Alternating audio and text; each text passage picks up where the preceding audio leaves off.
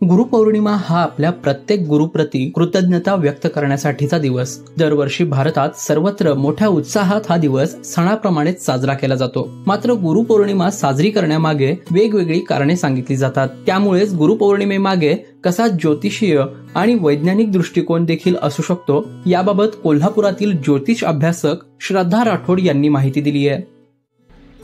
ऋषी पाराशर आणि माता सत्यवती यांच्या पोटी महर्षी वेदव्यास यांनी जन्म घेतला.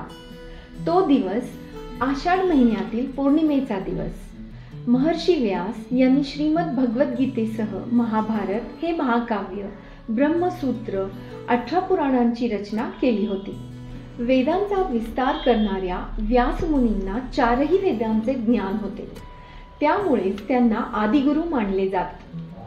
या कारणाने त्यांच्या जन्मदिवशी प्राचीन काळापासून गुरुपौर्णिमा साजरी केली जाते.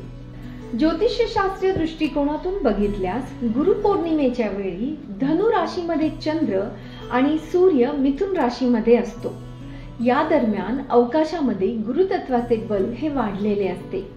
या वाढलेल्या गुरुतत्वाच्या बलाचा लाभ घेता यावा यासाठी गुरुपौर्णिमा साजरी केली जाते. या दिवशी गुरूंचे पूजन, आराधना, मंत्रजाप करून आशीर्वाद घेणे अशा विविध स्वरूपाच्या गुरूंची केलेली उपासना उत्तम फलदायी ठरते. दरम्यान गुरुपौर्णिमा हा वैज्ञानिक दृष्टिकोनातून देखील एक महत्वाचा दिवस आहे, असे देखील श्रद्धा राठोड यांनी आर्थर चार्ल्स स्टोक यांच्या म्हणण्यानुसार सांगितलंय.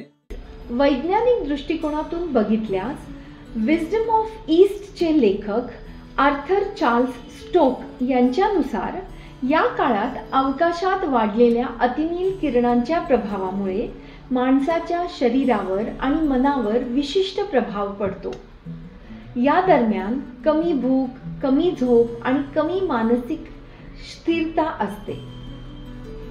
परिणाम स्वरूपी मानसिक स्थिरता म्हणजेच एकाग्रता वाढणे असं होऊ शकतं. यामुळेच या वेळेचा प्रत्येकाला स्वतःच्या कल्याणासाठी आणि आत्मउन्नतीसाठी उपयोग करून घेता येतो.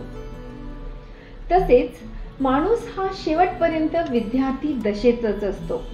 त्यामुळे विनम्रतेने नेहमीच नवीन काही शिकण्याची तयारी असेल तरच त्यांची सातत्याने प्रगती होत राहते.